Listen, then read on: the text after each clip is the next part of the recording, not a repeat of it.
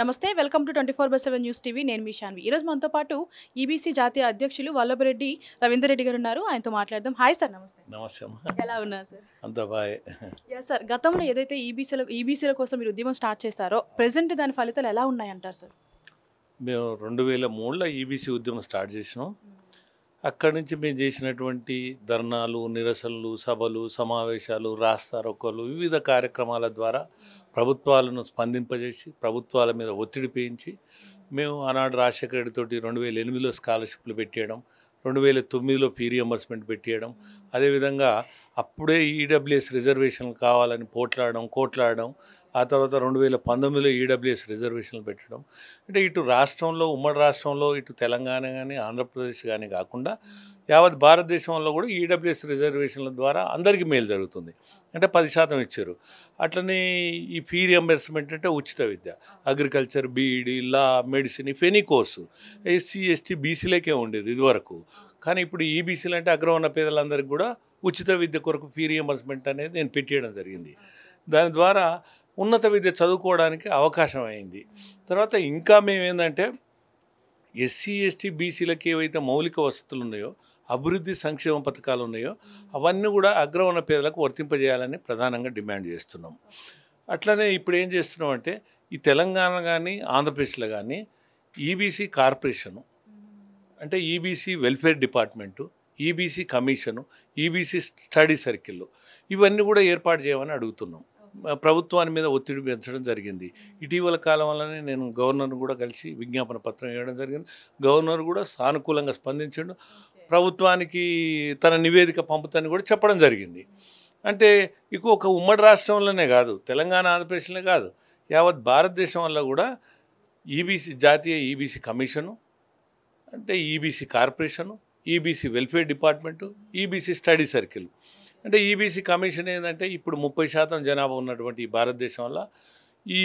అగ్రవర్ణాలు ఉన్నటువంటి వారి స్థితిగతులను తెలుసుకొని వారికి ప్రభుత్వాలు చేయాల్సినటువంటి సౌకర్యాల గురించి వాళ్లకు జరిగేటువంటి అభివృద్ధి ఏ చర్యలు తీసుకోవాలి తర్వాత వారి మానవ హక్కులకు ఏమైనా భంగం కలిగినప్పుడు ఎట్లా స్పందించాలి అనేటువంటి దాని మీద ఈబీసీ కమిషన్ కావాలని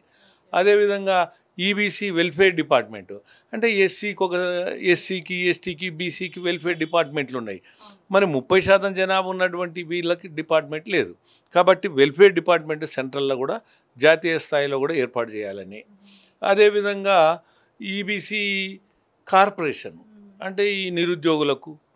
ఇప్పుడు మామూలుగా యువతకు ఉద్యోగాలు కానీ ఉపాధి కానీ కల్పించాలంటే కార్పొరేషన్ అన్నీ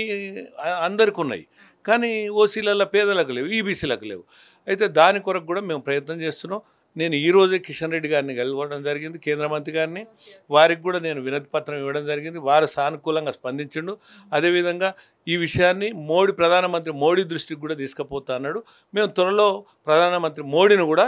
కలుస్తున్నాం జాతీయ స్థాయిలో EBC commission corporation welfare department study circle ఏర్పాటు చేయడానికి మేము కలుస్తున్నాం మేము యావత్ భారతదేశంలో కూడా ఉద్యమాన్ని ఐక్యమత్యం చేసి పోరాటాలు కొనసాగించి సాధించేంత వరకు వదిలిపెట్టేది లేదు